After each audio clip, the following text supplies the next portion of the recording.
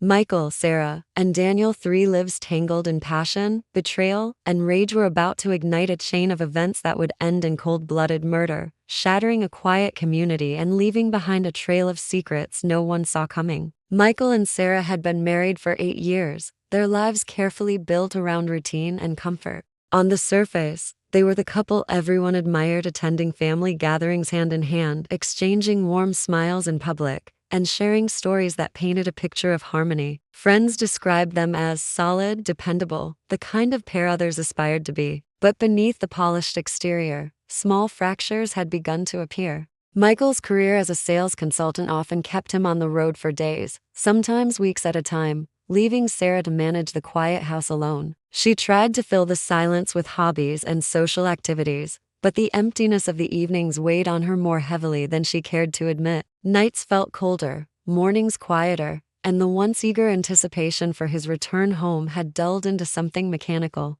It was during one of these long stretches without Michael that Sarah met Daniel. He was a volunteer at the local community center where she had recently started helping with events. Daniel had a presence that seemed to draw people in without effort: an easy smile, confident posture, and a way of making conversations feel personal. What began as casual chats while setting up tables or arranging chairs slowly grew into longer moments together. Sarah found herself lingering to talk even after her tasks were done, her laughter coming more easily in his company than it had in months. Daniel seemed to notice the loneliness she tried to hide, offering her the kind of attention that Michael's absences had taken away. At first, she told herself it was harmless. Everyone enjoyed a little harmless flirtation now and then, and Daniel was simply someone she connected with on a friendly level. But as weeks passed, her mind began to drift toward him when she was alone. She would check her phone hoping for a message, feel a small rush of excitement when she saw him, and look for excuses to cross paths.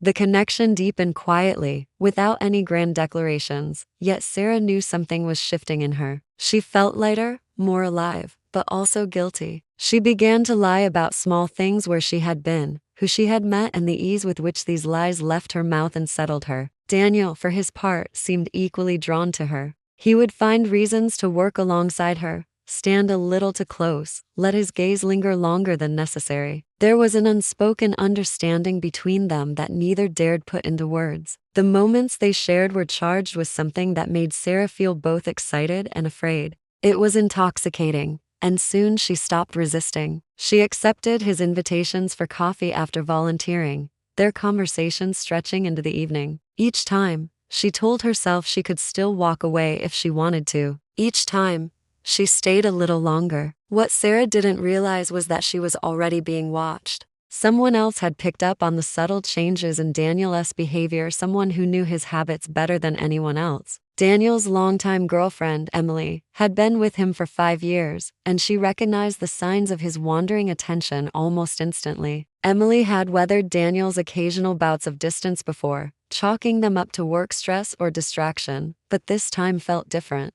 There was a certain energy in the way he carried himself lately, a distracted air that suggested his mind was elsewhere. He smiled to himself more often, checked his phone more frequently, and sometimes disappeared without explanation. Emily's first instinct was to push away the nagging feeling. She told herself she was imagining it, that their relationship was strong enough to withstand whatever phase he was going through. But doubt has a way of settling deep, and soon she found herself watching him more closely. She noticed how often he mentioned the community center, how he lingered over certain texts, how his schedule didn't quite match the stories he told. Her curiosity began to grow into suspicion, and suspicion into quiet investigation. She followed him one afternoon under the pretense of running errands. From a distance, she saw him meet Sarah outside the community center. She watched them walk together, saw the way their shoulders brushed, and noticed the comfort in their body language. The sight was like a sharp blow to the chest. Emily stayed hidden, watching them disappear into a small cafe nearby.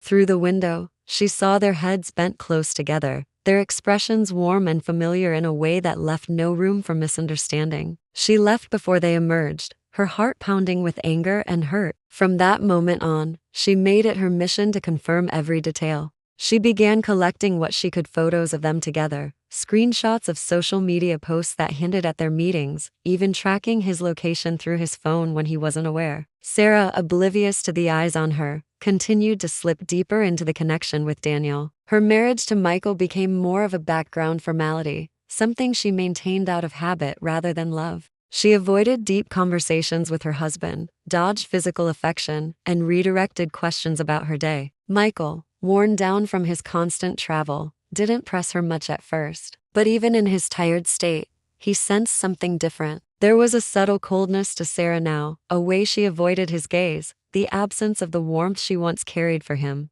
He noticed her phone was always close at hand, that she guarded it as though it contained something precious. He couldn't quite put his finger on it, but a sense of unease began to grow. The lives of all four were now bound together by a web none of them could fully see. For Sarah, Daniel was a source of excitement and escape. For Daniel, Sarah was a spark in his otherwise routine life. For Emily, they were a betrayal that demanded answers. And for Michael, they were a shadow lurking at the edge of his awareness, a threat to the life he thought he understood. None of them could know that the choices being made in quiet corners and hidden places were pushing them toward a breaking point from which none of them would return unchanged. Emily spent the next several days in a haze of bitterness and calculation. The image of Daniel and Sarah sitting together in that cafe replayed in her mind like a scene she couldn't shut off. It wasn't just the physical closeness that haunted her, it was the ease, the comfort, the unspoken intimacy in the way they interacted. That kind of connection didn't form overnight, and Emily knew it meant her relationship had been unraveling for longer than she'd realized. She vacillated between wanting to scream at Daniel and wanting to pretend she'd seen nothing at all. But pretending wouldn't erase what she knew, and deep down, she had no intention of letting them continue without consequence. She began to study Daniel more intently, noting the times he left the house, the way he reacted to messages, and even the tone of his voice when he spoke on the phone. Her own demeanor toward him remained outwardly calm, but underneath, her mind was a storm. Every small slip he made confirmed her suspicions. Further, when he claimed to be working late, but returned with the faint scent of perfume, she mentally recorded it. When he suddenly started taking longer showers after coming home, she added that to the list. Slowly, she was building a case in her mind, a case she could use when the moment came to confront him or destroy the fragile connection he had with Sarah. Meanwhile, Sarah's life had become a balancing act between two men. With Daniel, she felt an intoxicating sense of freedom.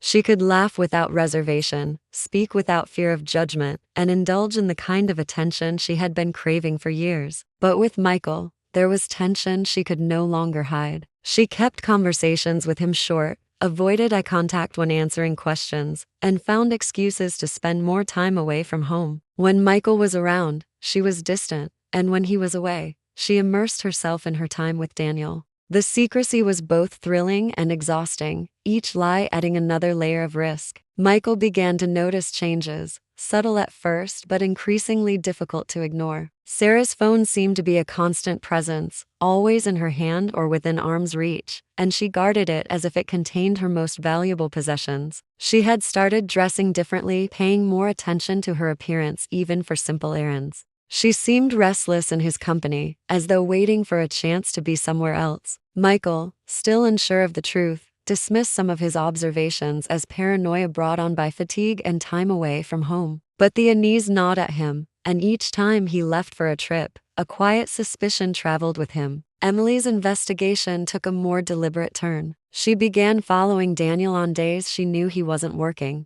She didn't need to follow him far, he was predictable in his secrecy. Twice, she spotted him meeting Sarah at the community center, their interactions warm and familiar. On another occasion, she watched them enter a park together, their slow walk and close proximity confirming more than she wanted to see. Each time, Emily documented what she could, photos taken discreetly from a distance, notes on times and locations, even snippets of overheard conversation when she managed to position herself nearby without being noticed. The more evidence she gathered, the more her anger shifted into something colder. She didn't want to merely confront them. She wanted to expose them, to shatter the trust they had in each other. The idea of telling Michael began to take shape in her mind. She didn't know him personally beyond a passing introduction at a community event months earlier, but she knew enough to see that he was being deceived in the same way she was. That shared betrayal made her feel an odd connection to him, even if they had never exchanged more than polite words. At the same time, Daniel and Sarah's relationship began to step out of the shadows in small but telling ways. They took greater risks, meeting more frequently, lingering longer in public spaces where the chance of being seen was higher. Daniel's charm and confidence made him believe he could keep both relationships going without consequence, but Sarah was beginning to feel the weight of secrecy pressing harder. She told herself she was in control, that she could manage the lies and keep her marriage from completely falling apart while still indulging in her connection with Daniel. But cracks were forming in her carefully built facade. She was tired more often, distracted when speaking to friends, and her stories about her whereabouts didn't always line up. Michael's awareness of these inconsistencies grew. He noticed when she avoided telling him about her day in detail, when her explanations didn't match her earlier comments, and when she seemed almost offensive about perfectly ordinary questions. Still, he didn't have proof, only a growing sense that something was happening behind his back. That uncertainty became a constant companion, making his time on the road even more unbearable. He found himself rushing home earlier than planned, hoping to catch her off guard. But Sarah always seemed prepared, her lies ready before he even asked. Emily eventually decided to act. She selected a handful of the clearest pieces of evidence. She had photos of Sarah and Daniel together, time-stamped records of Daniel's location, and a brief message summarizing what she had seen. She didn't put her name on it. Instead, she slipped it into an envelope and mailed it directly to Michael's address, choosing anonymity as both a shield and a weapon. She knew that once he saw the truth, the fallout would be immediate. She didn't care how he confronted Sarah or what happened between them. Her goal was to make sure the comfortable illusion they had been living in was destroyed. As she waited for the inevitable reaction, Emily kept up her quiet surveillance, not because she needed more proof, but because she wanted to watch the cracks deepen. She found a certain satisfaction in knowing that her actions would set events into motion that none of them could reverse. She imagined Michael's shock, Sarah's panic, and Daniel's scrambling to explain himself. It gave her a sense of control she hadn't felt since the day she first saw them together. Sarah, completely unaware that her double life was on the verge of exposure, continued moving between her two worlds. Each meeting with Daniel felt like stolen time, each embrace a thrill. But the danger was circling closer, invisible yet inevitable. The lies she had told so easily were about to be tested, and the carefully balanced life she had built was about to tip into chaos. Michael arrived home late one evening after an exhausting 3-day business trip. The house was quiet, but not in the comforting way it once had been. There was a coldness to it, as though something had shifted in his absence. He noticed Sarah's purse tossed carelessly on the couch and her shoes near the door, signs she had come home not long before him. She appeared from the kitchen, smiling faintly, but the smile didn't reach her eyes. She spoke quickly, asking about his trip, her tone polite yet distant. Michael answered briefly, but his attention was elsewhere. He had been carrying a gnawing suspicion for weeks, one that Emily's anonymous package waiting for him on the kitchen counter was about to confirm. The envelope was plain, unmarked except for his name scrawled across the front. Inside, he found several photographs. The first showed Sarah sitting across from a man at a cafe, their faces angled toward each other in a way that was undeniably intimate. The second captured them walking side by side through a park, their hands brushing. There were more, each one reinforcing the same truth. The man in the photos wasn't a stranger. Michael recognized him instantly.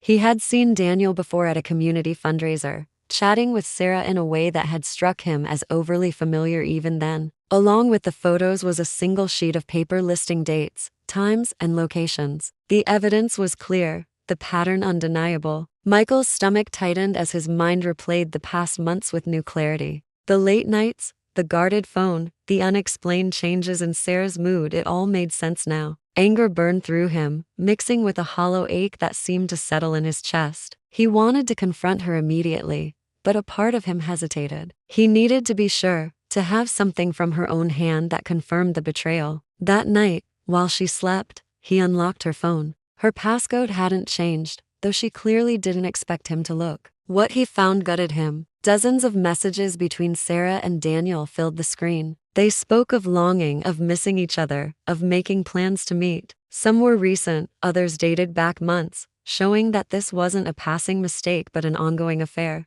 One message, in particular, caught his attention, Sarah telling Daniel she didn't know if she could ever go back to the way things were with Michael. Reading it was like being punched in the chest. He placed the phone back on the nightstand and sat in the dark for hours, staring at nothing. The betrayal wasn't just in the physical acts. It was in the emotional intimacy she had chosen to share with someone else. Every word they had exchanged, every moment of affection, had been replaced by a new reality in which he was the outsider in his own marriage. The house around him felt unfamiliar, as though it belonged to strangers. Over the next few days, Michael's behavior changed. He spoke less, kept his emotions locked behind a cold mask, and watched Sarah with an intensity she couldn't quite ignore. She noticed the shift, but didn't ask questions, perhaps afraid of the answers. She continued her meetings with Daniel, convinced she was keeping her secrets well hidden. What she didn't know was that Michael was now watching closely, taking mental notes, and imagining scenarios that grew darker with each passing hour. Emily, satisfied that her anonymous delivery had reached its target, kept her distance.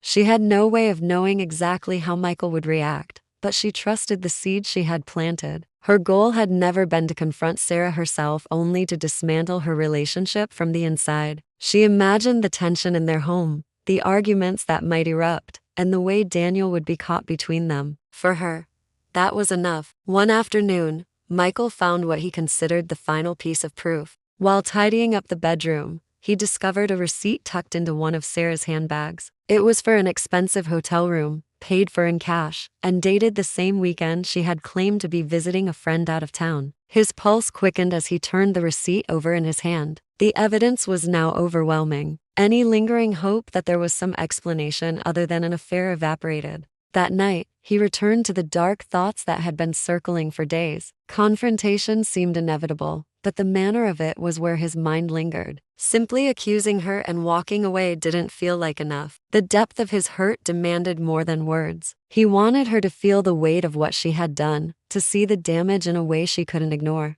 And Daniel had inserted himself into his marriage, taken what wasn't his, and now lived without any consequence. Michael's anger toward him was almost greater than toward Sarah. Sarah, unaware of how much her husband knew, continued her pattern. She left the house under the guise of errands, stayed out longer than necessary, and kept her phone close at all times. The double life she was living had become second nature, each lie rolling off her tongue more easily than the last. She told herself she could keep control, that Michael would never truly suspect her. But she had underestimated the depth of his awareness. One evening, Michael caught her in a small but telling inconsistency. She claimed to have been shopping across town, yet when he checked the mileage on her car, it didn't match the distance. He didn't mention it, but the confirmation only solidified his decision. He was done playing the part of the clueless husband. The time for silent observation was over. The tension in the house was now so thick that even simple exchanges felt loaded.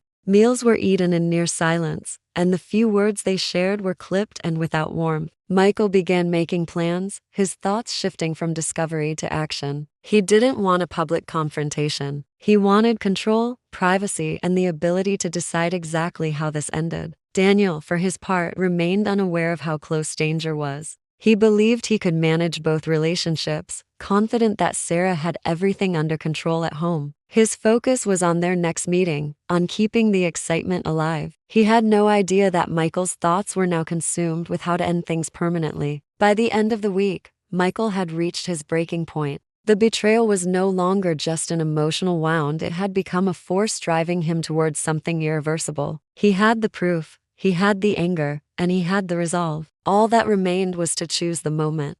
The rain had been falling steadily since late afternoon, the kind of relentless drizzle that blurred streetlights and turned every shadow into something uncertain. Michael sat in his car outside the house, watching the droplets race down the windshield while his mind churned. The decision had already been made. He had crossed that invisible line in his thoughts days ago. Now it was just a matter of execution. The hurt had transformed into something cold and calculated. He no longer wanted to simply expose the affair, he wanted to end it in a way that would leave no room for anyone to walk away unscathed. Inside the house, Sarah moved through the motions of preparing dinner, unaware that her husband was sitting only a few feet away in the driveway. She hummed softly to herself, the sound muffled by the walls, oblivious to the storm building outside and within him. Michael eventually stepped out of the car, the rain soaking his jacket almost instantly. When he entered, Sarah greeted him with her usual polite distance. He responded in kind, his voice controlled, his eyes watching her every move.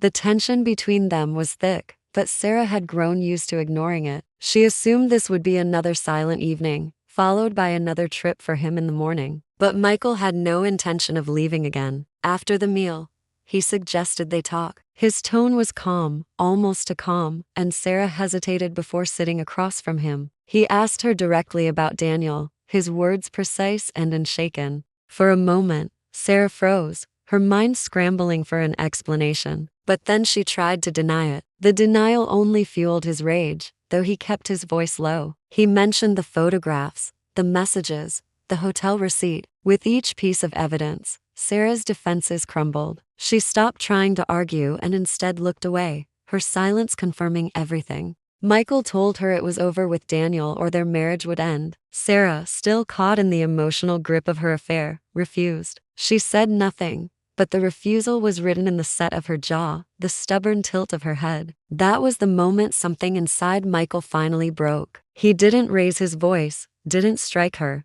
didn't even let his expression change. He simply stood up, walked away, and began to set the rest of his plan in motion. Over the next 2 days, he acted as though nothing had happened. He spoke little, kept his movements deliberate, and made no mention of their conversation. Sarah assumed he was retreating into himself again, something she had seen him do before. What she didn't know was that he was carefully arranging the meeting that would decide everything. He contacted Daniel, saying he wanted to talk man to man and put an end to the tension once and for all. He suggested they meet in a quiet spot on the edge of town, away from the public eye. Daniel, unaware of how much Michael knew, agreed without hesitation. The chosen location was an old service road near an abandoned warehouse, a place Michael knew would be deserted after dark. On the night of the meeting, the rain had finally stopped, leaving the air damp and heavy. Michael arrived early, parking his car where it would be hidden from the road. He waited in the shadows, his breathing steady, his mind sharp with purpose. He replayed every betrayal in his head, the messages,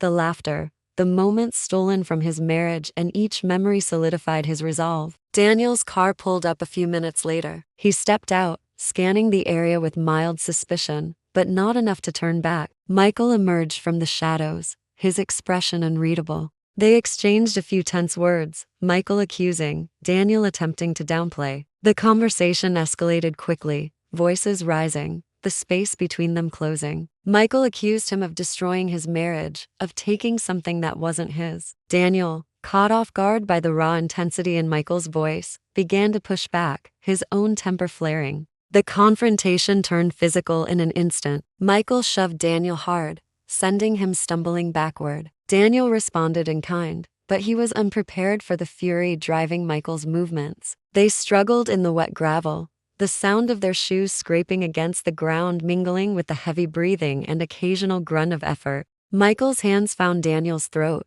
and the fight shifted from a struggle to something much darker. The anger he had been holding back for weeks poured into that moment. Daniel clawed at his arms, trying to break free, but Michael's grip only tightened. When it was over, Daniel lay motionless on the ground, his chest still and eyes open to the night sky. Michael stepped back, his own breathing ragged. The reality of what he had done hit him in waves, first shock, then an odd, hollow calm. He looked down at his hands, at the faint marks and dirt on his jacket, and knew there was no turning back. This wasn't just an act of revenge, it was a point of no return. He left quickly, his mind already calculating. He avoided the main roads, driving with a steady, almost mechanical precision. When he arrived home, Sarah was asleep, unaware that the man she had been seeing would never return. Michael stood in the doorway of their bedroom for a long time, watching her breathe. A mix of emotions churned within him: resentment, satisfaction, and an emptiness that was almost worse than the rage that had driven him. By morning, the news had already started to spread. A body had been found on the outskirts of town. Sarah saw the report on her phone while sipping coffee, her face paling as the name was confirmed. She said nothing to Michael, and he said nothing to her, but the silence between them now carried something far heavier than suspicion. She suspected the truth, though she couldn't prove it, and the knowledge hung in the air between them like a storm cloud. Michael went about his day as if nothing had changed, but he knew the investigation would eventually come. He had left more behind than he intended, small traces that would be difficult to explain. For now, though, he clung to the illusion of control, convincing himself he had done what needed to be done. He had ended the affair in the most final way possible, but the cost of that decision had yet to reveal itself in full. The morning after Daniel's body was found, the quiet suburb seemed to hold its breath. Police tape fluttered in the damp breeze on the edge of town where the abandoned warehouse stood. Detectives moved methodically across the scene, photographing tire tracks in the mud, collecting small fragments of evidence, and marking every possible clue. It didn't take long for word to travel. Daniel wasn't just a stranger to this community. He was well known at the local community center, and his sudden, violent death struck a chord. The shock was followed quickly by whispers, and those whispers carried names. Michael heard about the discovery at work, but he already knew every detail that mattered. He kept his expression neutral, careful not to appear too interested, but inside, his stomach twisted each time someone mentioned Daniel's name. Sarah heard it too, and when she glanced at her husband over dinner that night, there was something in her eyes that told him she had made the connection. She didn't confront him, maybe out of fear, maybe because she didn't want the truth spoken aloud. But the tension between them grew heavier by the hour. Detectives began their interviews almost immediately, starting with those who knew Daniel best. Emily, still raw from the betrayal, didn't hesitate to paint a clear picture of his double life. She spoke about his affair with Sarah, the evidence she had gathered, and how Daniel had told her he was meeting Michael to clear the air just days before his death. Emily's grief mixed with a quiet satisfaction. She hadn't planned for this outcome, but she wasn't about to shield anyone from the truth. When detectives reached Sarah, her answers were hesitant, carefully chosen. She admitted the affair, though she tried to downplay its seriousness. She claimed she didn't know about any meeting between Michael and Daniel, but her voice lacked conviction. Her phone records told a different story: texts to Daniel discussing Michael's temper, calls to Emily's number late at night. The investigators began to see the outline of a volatile triangle, each side sharp with betrayal. Michael was eventually brought in for questioning. He kept his answers calm, sticking to the story he had prepared. He claimed he hadn't seen Daniel in months, denied arranging any meeting, and suggested that whoever had killed him must have had some other motive. But the detectives weren't convinced. Surveillance cameras had caught Michael's car traveling toward the abandoned warehouse on the night of the murder, then leaving less than an hour later. The tire tracks found near the scene matched his vehicle's make and model. The cracks in his story widened when forensic evidence began to return. A small thread from his jacket was recovered from Daniel's clothing. Mud on his shoes matched the soil composition from the service road near the warehouse. The physical proof was stacking up, and each piece pulled the walls tighter around him. Meanwhile, Sarah's life unraveled in silence. Friends distanced themselves, neighbors watched her with suspicion, and her workplace became a place of whispered conversations she could never quite hear. She spent her evenings alone, replaying every choice that had led her here, wondering if her silence made her just as guilty. She had loved Daniel, but the image of his body lying in the dirt haunted her. She didn't know whether to grieve or to brace herself for the inevitable collapse of her marriage. The turning point came when Emily agreed to testify about the evidence she had collected. She handed over screenshots of texts, GPS data from Daniel's phone, and a photograph of Michael's car parked outside the community center on a night Sarah had claimed he was out of town. The detectives didn't need much more. A warrant was issued, and Michael was arrested at his home in the early morning hours. Sarah watched from the doorway as officers led him away in handcuffs. He didn't look at her. The trial was set for 6 months later, and during that time, the case dominated local headlines. Prosecutors painted Michael as a man consumed by jealousy, methodically plotting to remove the rival who had taken his wife's affection. The defense tried to cast doubt on the evidence, suggesting that others could have had a motive to harm Daniel. They implied Emily might have been the one to lure Daniel to the warehouse, fueled by her own feelings of betrayal. But her airtight alibi and the forensic trail leading directly to Michael made the argument weak. The courtroom was tense each day, the air heavy with the mix of grief, anger, and quiet anticipation. Sarah testified reluctantly, her voice barely carrying across the room. She admitted the affair, admitted that Michael had confronted her about it, and admitted she had refused to end things with Daniel. She stopped short of accusing Michael outright, but the implication in her testimony was clear. Michael sat at the defense table, his expression flat, his eyes fixed on some point far beyond the walls of the courtroom. When the verdict came, it was swift. Guilty of first-degree murder. The judge's words were final, his sentence unyielding, life in prison without the possibility of parole. Michael showed no visible reaction, but those who had watched him closely thought they saw the faintest flicker of relief in his eyes, as if the weight of secrecy had finally been replaced by the cold certainty of his fate. After the trial, Emily left town. She wanted no part of the lingering media attention or the daily reminders of what had happened. She moved to another state, changed her number, and told only a handful of people her new address. Sarah stayed, though her world was reduced to the confines of her small home and the few errands she couldn't avoid. She lived in a kind of self-imposed exile, her days measured by the quiet ticking of the clock and the memories she couldn't escape. Michael's prison life became a routine of gray walls, early mornings, and the constant hum of fluorescent lights. He spoke to no one about the night of the murder. Some inmates avoided him, sensing a coldness that went deeper than the crime itself.